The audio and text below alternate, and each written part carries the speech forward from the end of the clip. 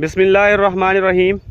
इस वक्त हम धनोट में मौजूद हैं, सुपर लेडी के फील्ड में, और मेरे साथ मौजूद है मोहम्मद अख्तर साहब, होस्ट फार्मर, और बाकी जो है काश्तकार मौजूद हैं भिंडियों के, और आड़ती साहब भी मौजूद हैं।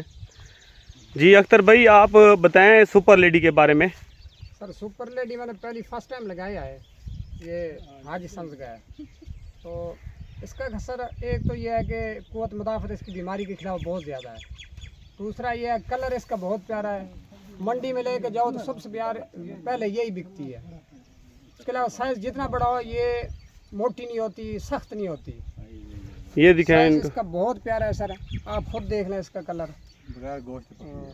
बाकी आप फील्ड भी देख लें, बाकी भी देख लें, इसके साथ में फील्ड एक ही फील्ड में है, ये 2-4 लगे हुए हैं वैरायटियाँ। और रेट में कोई फ़र्क मिलता है मंडी में? रेट में सर कम से कम 100-110-20 का फ़र्क मिलता है 5 किलो में। माशाल्लाह जी। कब लगाई थी भिंडी? सर ये मैंने लगाई थी चौथे महीने में, गालबन अप्रैल में।